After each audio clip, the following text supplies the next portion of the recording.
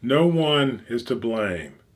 Blaming people comes from emotional hurt where you want to destroy the thing that has hurt you. But blame comes from this whole idea of religion and redemption.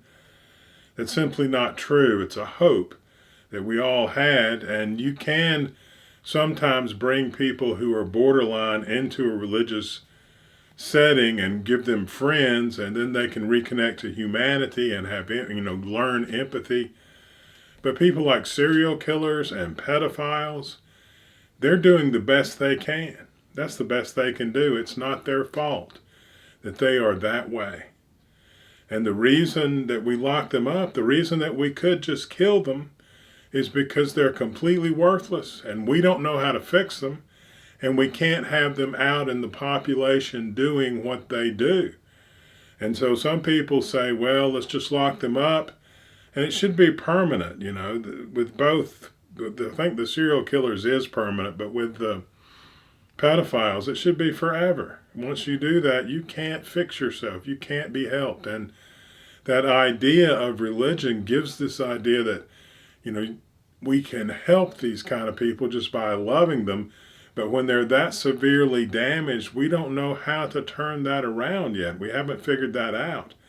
And so there's one camp that wants to keep them locked up so they don't hurt other people. And there are people like me that's not sure if that expense is really worthwhile, because, serial killers and pedophiles have absolutely no value to society. In fact, they're completely a negative.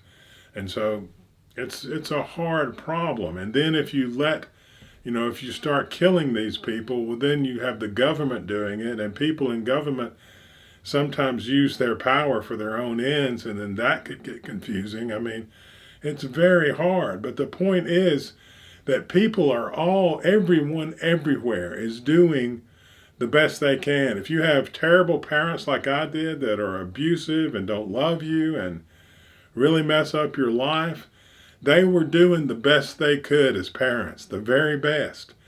They can't do any better. They just don't have that ability. A lot of people don't have the ability to be parents. I mean, you can look at, extreme cases of people on drugs, crack, living in poverty.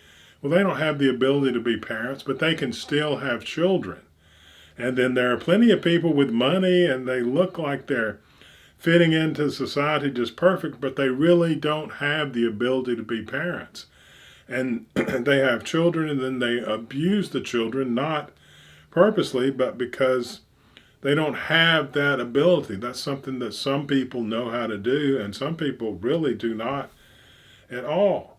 And the reason that we put people in jail, that we lock them up, it gets to be that it's this idea of punishment, that if you punish them, then they won't do it again. Now, you can scare a few of them bad enough that they just don't want to go back there. But if they're, really serious criminals, their whole life is full of fear anyway. I mean, their whole existence is just a totally different world, and it's likely not going to have effect on them. The reason you lock them up is because they're a danger to the rest of society, and that's a way to keep them segregated so they don't hurt other people.